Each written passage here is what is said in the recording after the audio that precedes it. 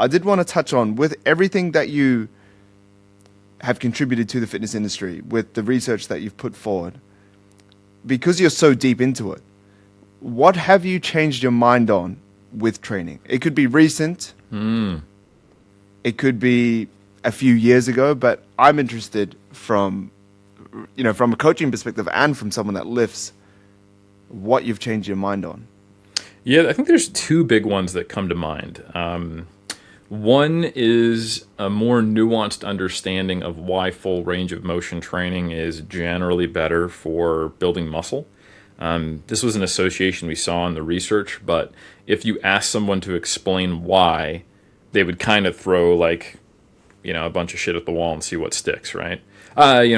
More metabolic, stress, and you're getting more volume technically because it's a longer range of motion, and it's actually displacement times, reps times load if you want to get an actual. And they didn't really have a great rationale.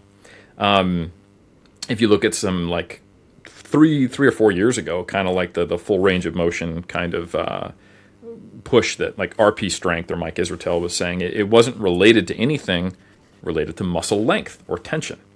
So in the last 5 or 6 years, and there was actually research by McMahon all the way back in 2014, if I recall correctly, so more than a decade ago, they were actually comparing what we now call lengthened partials versus shortened partials, or training that emphasizes training in the initial range of motion. So this would be like a partial squat that nobody does. When you think partial squats, you think of YouTuber, lists it and then getting obliterated in the comments because you're only squatting halfway down. It doesn't count, bro.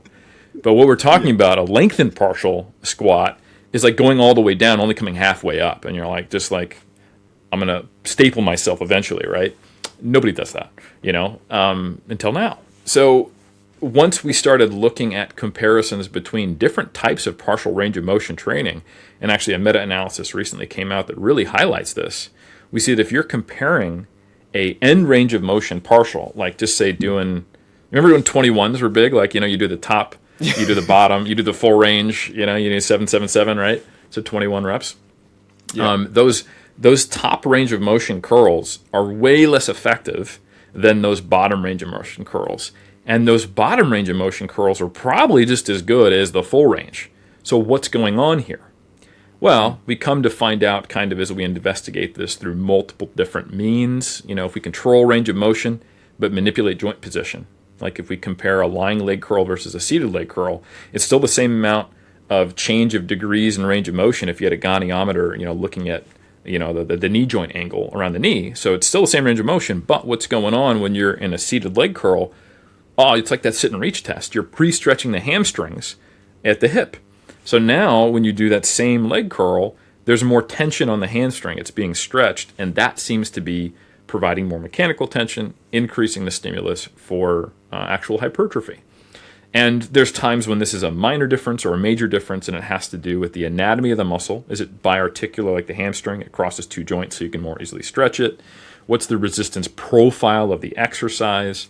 And are you comparing vast differences in range of motion, like you're just doing the first part of a curl or the end range of motion of a curl? Or is it a minor difference, like you're doing a slight change in the resistance profile, like a dumbbell lateral raise versus a cable lateral raise? And we see that basically when there is more of a difference in the resistance profile or an extreme difference in the range of motion where you're totally cutting off the lengthened position versus only doing it, that's when these differences really emerge. So conceptually, we know that if you place tension at a longer muscle length on a muscle when doing resistance training, that should result in a greater signal and stimulus for hypertrophy. It's not just because you're using a full range of motion. But obviously, when you have minor differences and you're trying to super optimize things, then you're going to have a minor effect. So I think that's kind of where we need to temper our expectations here. When you compare certain things that are really more similar than they are different. And that's when we kind of get more null results than positive results, confirming that high tensions at long muscle lengths are better. So that's one thing. The other one kind of goes back to why I'm popping across the street to the YMCA twice a day. And this is understanding the role of volume for hypertrophy. And importantly, this is the volume not just of sets that maybe ending at a 5 RPE, or you could have done 5 or 6 more reps, but hard training, hard sets, working sets, right? Unfortunately, there does seem to be there's a dose response relationship between volume and hypertrophy, meaning the more you do, the better you get, which is pretty intuitive. This is kind of like any other adaptation. But just like basic fundamentals of sports science will tell you, you have to do an appropriate dose that you are currently adapted to, that doesn't exceed your capacities to adapt or potentially risk injury. So that means it's not just about how much you're doing, but the pace at which you build up to it and your recovery environment. But when we look at short-term studies where those factors really are not going to come into play, like I can crush anybody for 8 weeks and they might just adapt better, but I don't know what happened to them 8 weeks after that while they kept trying to do it, right? Or it's a study on only bicep curls, and we go, oh, wow, more volume is better for bicep growth. Well, what if I do that for every single exercise, every single muscle group, right? Maybe that's not quite as sustainable. So anyway, what we see is this, dose-response relationship with volume, but I think we have a tough time thinking in terms of nonlinear relationships as humans, right? So what I mean by that is that there's actually this diminishing dose response. And we like to think in black and white terms. More is better, cool, I'll do more.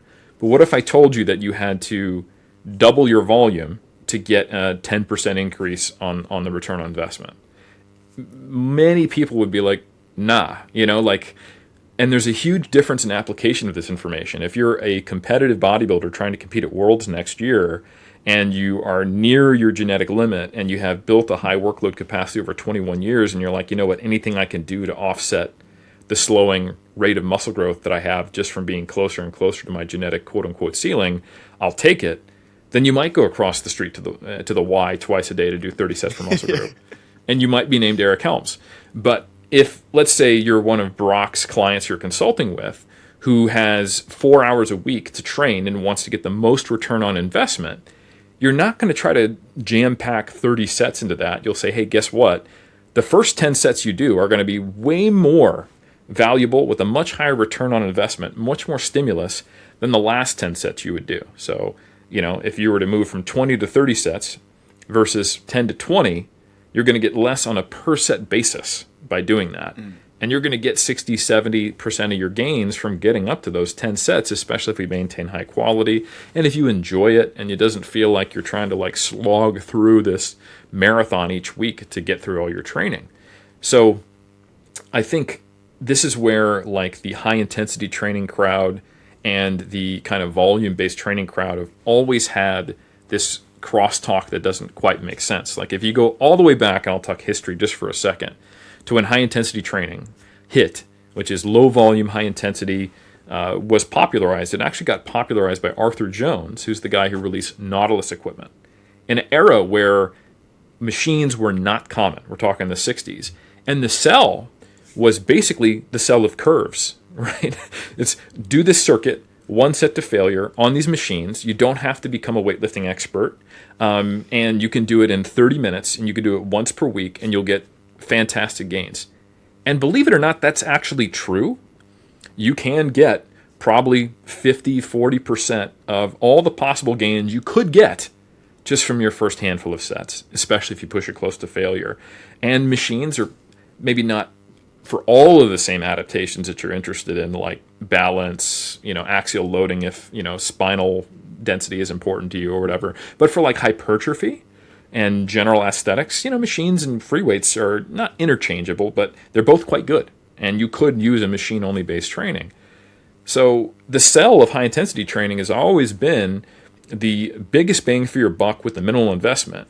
And the people who are promoting volume-based training are almost always exclusively bodybuilders, and they're talking about getting literally everything out of you can and being willing to do something an investor would tell you not to do. It's put in 10 times more effort for 1% more gains. And that's terrible.